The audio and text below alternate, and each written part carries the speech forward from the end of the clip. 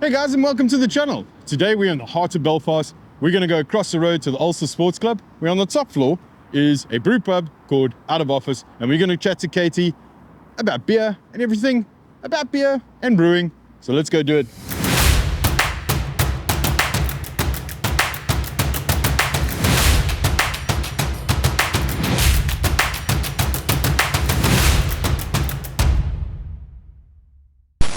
So Katie, thank you for inviting us over to Out of Office. Tell us about your brewing journey. How you got to where you are now? I just love drinking beer. All right. I love craft beer. I worked in a brewdog bar in Birmingham when I was studying. And when I graduated, I got my graduate job in the sound engineering industry. Loved it. COVID hit. Yeah. And live sound really wasn't a thing anymore. Yeah. So I was just kind of, fielding other options. And I'd been to an International Women's Day event in Manchester not that long before. Okay. And a few women in the brewing industry had told me to join a few pages, like craft beer and brewing jobs. Saw a job going in a brewery, just thought I'd go for it. Okay. No experience, barely had ever homebrewed, and I got it. All right. Well, that's a great way to go. And I like it. Okay. So that's good. So you enjoy being a brewer? Yes. All right, great. Because some people hate their jobs. I like my job a lot. Great. Pros and cons. Being a brewer. Definitely the pros are I love the actual brewing process. Okay. If I could spend my day off brewing, I absolutely would. I love it. I enjoy the downtime you get. I love just everything. It's quite a relaxing process when it goes well. Yeah. Even when it goes wrong, everything's figure outable. Yeah. It's a really nice process, and I love brewing. I love recipe development, and I love quality control. All of this, brilliant. I love the industry. I love meeting other craft brewers and going over to other breweries and seeing how they do things, especially with having a certain type of brew kit and seeing how other breweries make beer in the same kit. Like, that's so fascinating. Yeah. The cons, of course, are that, like, things like this morning, I got completely covered in sticky grain. I smell bad a lot because you get wet from work and it sits on your clothes and you stink. So that's definitely a downside.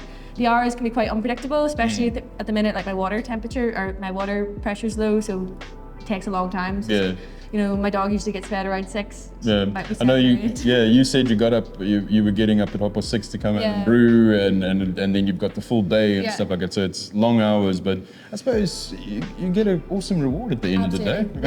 Yeah. This is something that brewed last what it's week. all about. Yeah. It's not quite ready yet, but it's fun to quality control. So, talking about beer, what have you got in the fridge at the moment? At the minute, I've got some beers from Mashdown Brewery. He does the stuff for Heart Bar, and he gifted me some for storing some fruit for him. They're very nice. I've got some stuff gifted to me by Our Brewery. Okay, well, I've heard they're quite good. I heard they're quite good, that was gifted to me. So that's great. So that's the stuff that was just given to me. But the one thing is, and I swear I'm not paid by them, but all my friends make fun of me for talking about Fuss Club. It's an online beer shop, and I just had my delivery recently. All right. So I've got some Equilibrium in there, some other half from America. I've got some Beak, who are probably my favourite English brewery, and Track. So a lot of big dippers, a lot of sour stuff, a couple of Imperial Stouts. Yeah. We were in Track recently, we did a video with them, and they had some great beers in. Really good stuff, lovely brewery. Yeah. And your go-to beer, you're out about, which one are you going for? Kinniger Scraggy Bay. Okay. Absolutely. It's so consistent, it's so bright. It always pours really, really well, and even whatever bars it's in, usually you have it quite regularly. Okay. And it's just, it's a wonderful beer. Very good all-rounder. So I know you said you didn't do home brewing. Obviously, you know a few things about brewing. Well, I did do a little bit with friends, but it was more just I was just watching them and just learning about it rather than doing it. Yeah. Okay. And tips that a home brewer, what would you advise a home brewer? A great tip to get their beer as awesome as yours. I think there's 2 tips I'd give. Number 1 is always go with your highest standard. Okay. So if you have learned how to clean something a certain way, or you've learned how to do something a certain way, and someone else tells you, oh, well, I don't do it that way, I do it in a far easier way with a lesser standard, and it's fine. Okay. Don't listen to them. All right. Because your beer will have more integrity to you when you do it to a higher standard. Okay. And it will taste better for you. And at the end of the day, if you're the one drinking the beer, it'll taste better for you. And always brew to your highest standard. Okay. Okay, so we're sitting at Out of Office. We are on the 3rd floor. Second floor. Okay, sorry. I'm South African, maybe, I don't know. I don't know. I thought it was the 3rd floor. So we're on the 2nd floor. There's got to be challenges about running and owning a brewery up top here. Like, I'm just thinking, bringing up ingredients, taking out ingredients, water, piping things around.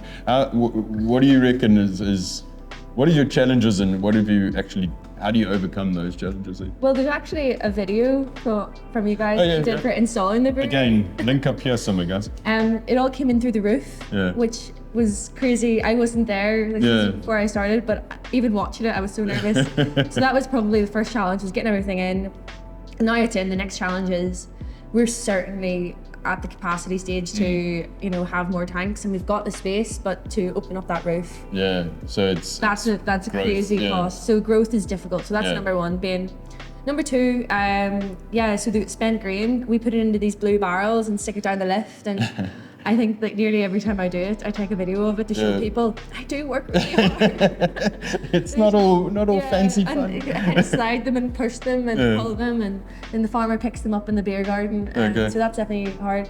But the grain and stuff, that's not too bad. We put them in cages and bring it up. All right, so it's and because we work with this company, I don't know if you've ever heard of them, called Geterbrewed. I've heard of them. Yeah. They are excellent at everything they do. The media team, I know, is... It's just kind of great because instead of ordering everything in a massive bulk where we would need a full pallet of grain, we can order things as we need them, which means that I'm not sitting with pallets to bring all the way upstairs. We did do it once. I have warned that we're not doing that again. I happened to be sick that day that the grain came in. I suppose like storage and stuff is it's non-existent. We do have a cold store, but that's mostly used for me to cry in. We've got your beers out here. Let's run through them. Okay. What do we? I know this is a relatively new one. Yeah, so this is new one. So out of our core range, all of the recipes were actually gifted to us before I started. Okay. By like Jonathan from Geterbrewed and Kevin McLaughlin who used to work at Geterbrewed. So these recipes were, what we built the foundation of the brewery in, and they're great recipes. In fact, one of them wasn't a core range one, and I tasted it and I was like, this is brilliant. We gotta do this one. So Duvet Day was the first one. It's my recipe, and the whole idea about it is that it's supposed to be like very much all in the aroma. Okay. I do an event where I do about the biology of taste, and everything that you taste is what you smell. So this beer just focuses on the dry hopping process and the actual, not just the dry hop, but how it's dry hopped, and it focuses on whirlpool hops and makes it incredibly aromatic. As soon as you pour it from the draft, it literally just pops out, and it's a really creamy mouthfeel because there's a lot of oats in it, and it's just a very light beer, but also creamy and aromatic. Very drinkable beer. And I know you guys got a bit of a theme being Out of Office. Each one's named after a kind of a... This one comes from one of a job I used to have. It was my first real job. When I was on placement in uni, and they, in the contract, had built in a thing that said, if you want to take a duvet day, you have to speak to your manager the morning of, and you can get one day a year, you can just be like, hey mate, I'm having the duvet day today, and it's just always been in my head. And also a friend who I worked with there has a band called Duvet Day, so it's just, I had to do it, and it's just that feeling of you're not going to work today, and that is exactly what Out of Office is. It's not the feeling of being in the work, it's the feeling of not being in work. And the rest of your range, you've got lager, NEPA, and then lager, we call this a craft lager because it's not exactly it's your macro super clear crisp beer or looking beer, but it is really clean, very clean lager. NSFW is our New England style IPA with massive amounts of hop attitude. We get that because we've got quite small tanks. We can't brew with massive amount of hops. Other breweries are dry hopping at 22 grams a litre. If we did this, we would get like 3 kegs from our tanks. So we utilize a really great ingredient, like a flowable liquid hop ingredient, and it's awesome. It gives you crazy aroma and not much bitterness. And the last one we've got, what is this one again? Probably our like most definitely. I brew this beer in here every week. Okay. Yeah, it's our biggest seller. It's in a lot of bars as a permanent tap, and you can get this in all the little wing bars as well. So it's definitely out there the most. It's a little bit of a West Coast style, very accessible, easy drinking IPA. It's 4%, and dry hopped with Simcoe and Centennial, so it's a little bit piney, massively citrus, a little bit of grapefruit in there too. All right, great. And then these are obviously on sale in most off licenses and stuff like that, and obviously whoever wants to buy them. Yeah, and then on tap here. Yeah, on tap here, and in the sports club, and in a bunch of venues around town. And distribution with Salty Boy. Okay, great. Well, there you go, guys. You're looking for an out of office beer. You can drink it out of the office. Perfect. You mentioned earlier on about your tasting sessions that you did at the beer club. Yeah. Tell us a bit more about that. So beer club is a monthly event, and I've done it every month except one because it was my birthday. I'm not doing that since we started it in December 2022. Okay. And it's really just whatever comes to us in the moment. I want to say that I've planned out the next few months, but I haven't. I'm very much inspired by who I'm working with. So one of the first ones we did would have been like collaborations with other breweries. So we did like a collaboration with Modest, with Beer Hut, with Mourne Mountains, and then the beer that we brewed together. We released at Beer Club and did a Meet the Brewer-esque tap event. All right. Then other times we've collaborated with Indie Food to do cheese pairings, and our probably best hot night was the hot sauce night that we did last year, and we did one again at the end of the month. This month, everybody's getting thirsty trying on hot sauce. Yeah, so it's a really great thing because you're putting out the fire with your beer. It's brilliant. It's a really weird concept. I'm pretty sure I'm the only person in Ireland to do this. And we're doing a second one because it was so good. Also, just collaborating with other breweries. I mean, absolutely. Like I love to always lift up local breweries. We don't sell bottles in here because this is the Ulster Sports Club, and if you know the Ulster Sports Club, I don't think I need to explain that. But this is a great place to kind of get the bottles in as tasters. So we've done stuff like with Meskin and with Otterbank and with like other breweries in the UK. And then to actually get involved, how does somebody? You just follow us on Instagram. I always like click the link in bio, because it's always in there. It's called Beer Club. It's not an elite club. We have newcomers every month, even people who just have no drinking will join. We do have a bit of a community of people who always come, regulars, and No, that sounds awesome. I know we're gonna have to come and join. Absolutely. So I know you love beer. I do. I know you're a big beer industry advocate. What do you want to see next in the beer industry? So here in Belfast, we've got like a lot of breweries, but they just aren't making the same impact as they do in England. Because in England, they've had history of like very rich brewing history, cask ale and live ale, and everywhere you go, there's a lot of like brewery and pubs and things like that. And their licensing laws are way more lenient, so you can just open a bar so much easier. One thing I'd love to see is a lot more experimental pubs, so like the likes of Balance in Manchester, who have, lots of barrels sitting there and you can come in and have a tap room, that type of thing. I'd like to see breweries doing more experimental things regularly rather than doing like a once a year barrel aged release, doing them constantly. Obviously Declan and Otterbank is doing all of that, but the fact that he's, one of the only ones is devastating. Everyone loves it. One thing I've really noticed is, although craft beer took a long time to come here, and although the palates really aren't the same as they are in England and in Europe, people here love sour beer. Yes, I know. Like I went to one of the places out in Scotland, Edinburgh. What's that place called? I can't remember. And they like 90% of their stuff is sour beer. Holy Goat are like making the best in the UK. It's brilliant.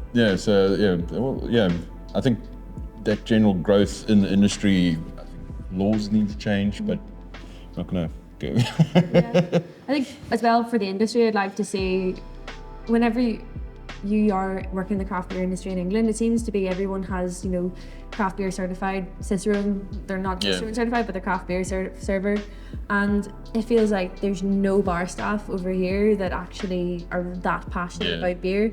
I'd like to see more bar staff know what they're talking about. And I'm not just talking about like other places, even in here. I'd love to, what I'm trying to do at the minute is do these little beer schools with bar staff. So I get different bar staffs in and teach them about the process, teach them about beer, teach them how to drink beer, teach them not just how to sell it, but get them to love it. And hopefully that passion will transcend into selling beer. Yeah, I think getting people more involved in the industry and having your same passion of the industry kind of thing, it would be great. And then kind of what in your opinion is going to be the next big thing in beer brewing or in the industry? Well, like, what do you like a prediction of where it's going next? Yeah. Well, just with both Bullhouse and Boundary open bars, I think that other companies and other breweries are going to think, oh yeah, this is working. And even Beer Hut, for example, have opened a bigger spot. A lot of places are going bigger. I think that's going to be a new thing. A lot more tap rooms, not just in Belfast though, outside of, not just in Dublin, not just in Galway, not just in Cork, like places outside of the cities, opening up and going to those places just for their nights out. I think that will be a big thing. Obviously, the licensing laws will need to change for that to make it, but I do think a lot of people travel quite far for brewery tap rooms. Let's just make it more accessible. So let's address the fact that you are a lady in the brewing industry, a woman in the brewing industry. I don't know if you guys noticed, but Female.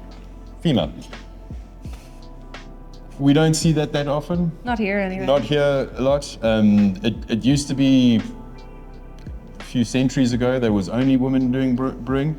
Obviously things changed. We were discussing that earlier on. If you want to see the history of that, let's do another video about Let's do another whole video, because it's way too much stuff involved. But yeah, how are you finding it so far, being a woman has absolutely no impact on my job. Being a woman hasn't got there's nothing that's too heavy for me to lift, and most women I know would be able to lift it.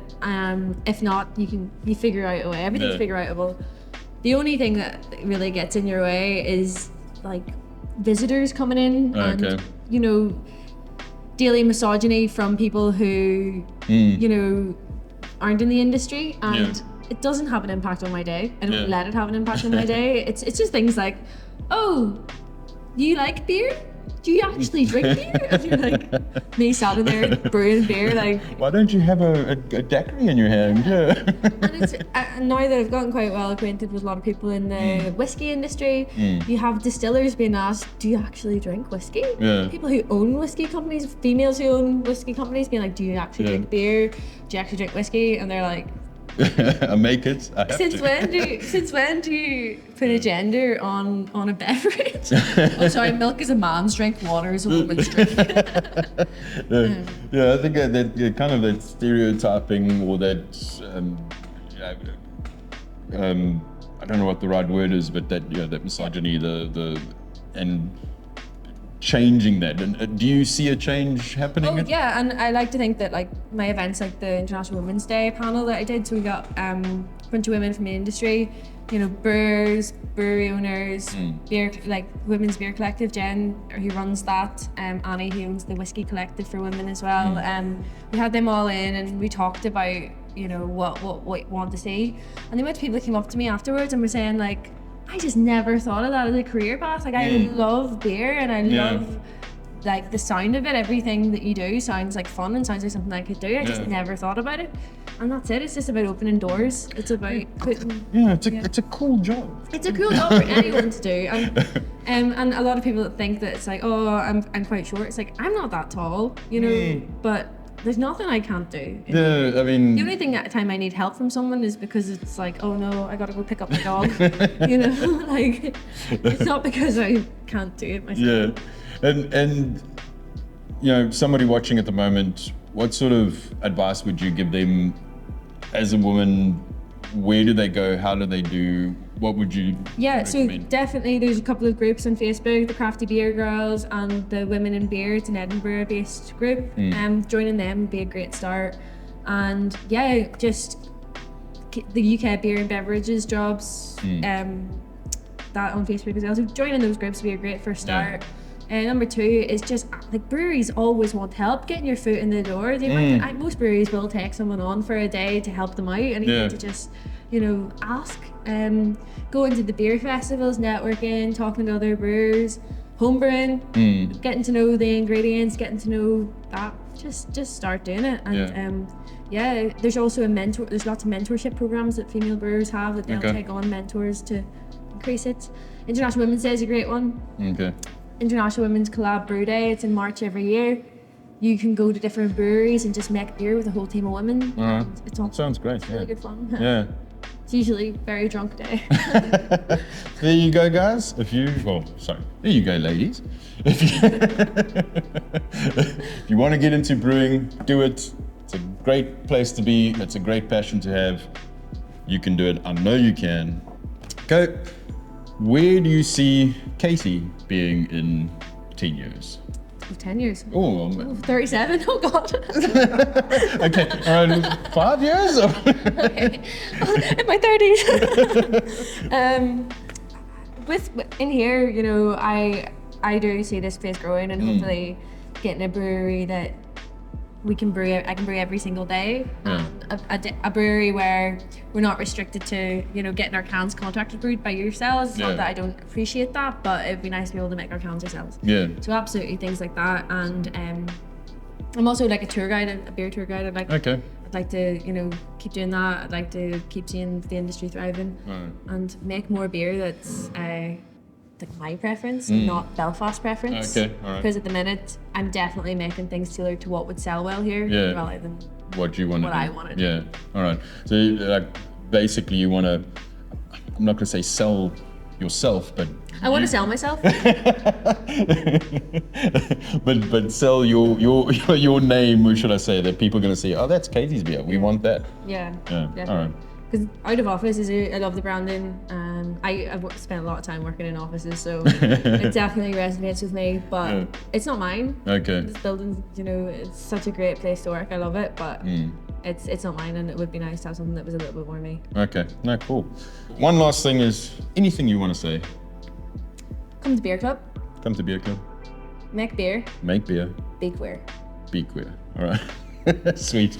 All right. There you go, guys.